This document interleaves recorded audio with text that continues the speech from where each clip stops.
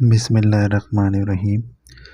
Doctor سہروردی اسرار صاحب کی کتاب سے ایک کیس۔ اس لڑکے کو کوٹدو سے لایا گیا تھا۔ عمر تقریباً 15 سال۔ بستر پر پیشاب کر دیتا تھا۔ جو خاتون نظر آئے اس سے لپٹ جاتا تھا، اسے چومنے لگتا تھا، اپنے کپڑے اتار دیتا تھا، چھوٹی بہن کو بھی چارپائی پر گرا کر اوپر لیٹ جاتا تھا، ایک جگہ ٹک کر نہیں بیٹھ سکتا تھا، مسلسل حرکت میں رہتا تھا۔ باپ ڈسپینسر تھا مگر اس نے کلینک بنایا ہوا تھا۔ ماں اسکول میں پڑھاتی تھی۔ اس نے بتایا کہ اس کی میاں کو جوئے کی لت ہے۔ پچھلے دنوں گھر کا ٹیلی ویژن بھی جوئے میں ہار چکے ہیں۔ میاں بیوی میں جھگڑا رہتا ہے، مریض کو کمرے میں بند رکھنا پڑتا ہے۔ تجزیہ: اس معاملے میں 2 دواؤں میں سے انتخاب کرنا تھا، ایک ہائیوسائمس اور دوسری سٹرامونیم۔ میازن پر سوچے تو باپ میڈورینم کا مریض تھا۔ گھر میں لڑائی جھگڑا اور بچے پر باپ کا بے تحاشا تشدد کارسینوسن اور ایناکارڈیم کی طرف اشارہ کرتا ہے، لیکن میں نے ہمیشہ کی طرح نمایاں مستقل اور موجودہ علامات پر دوا دینے کو ترجیح دی۔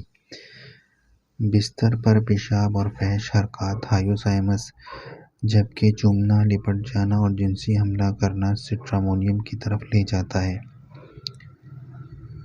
ہائیوسائمس بچہ رات کو سوتے میں بستر پر پیشاب کرتا ہے اور اس عادت کو جب کوئی اور دوا نہ روک سکے تو ہائیوسائمس روک دیتی ہے، لیکن یہاں معاملہ ذرا مختلف ہے۔ بچہ جب اور جہاں لیٹتا ہے پیشاب کر دیتا ہے۔ میں نے اسے بھی جنسی کجروی میں شمار کیا اور اسے سٹرامونیم CM میں دے دی۔ میں عموماً 2 کی 4 خوراکیں ایک ہی دن میں کھلا دیتا ہوں اور پھر انتظار کرتا ہوں۔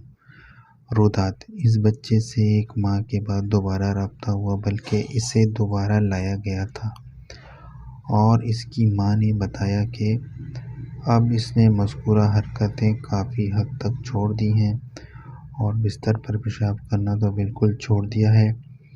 اسے سادہ پڑیا دی گئی، لیکن اگلے ہی دن اس کے والد پھر آئے اور کچھ علامات دوبارہ ظاہر ہونے کی شکایت کی۔ کچھ علامات سے اس کی مراد کیا ہے، وہ اس کی وضاحت نہیں کر پا رہی تھی۔ سٹرامونیم CM میں دہرائی گئی۔ اس کے بعد اس مریض سے رابطہ نہیں ہوا، البتہ ان کے بھیجے ہوئے مریض بتاتے ہیں کہ وہ بچہ اب ٹھیک ہے۔ یہاں ایک نکتہ قابل غور ہے کہ ہم نے بچے کو صرف دیکھا اور اس سے کچھ بھی نہیں پوچھا، کیونکہ اس لیے کہ ذہنی مریض جب ٹوٹ جاتا ہے تو اس کی بتائی ہوئی علامات قابل اعتبار نہیں ہوتی۔ دوسرے، جب وہ اتنی واضح نظر آ رہی ہوں تو خواہ مخواہ سوال کر کے خود کو الجھانا نہیں چاہیے۔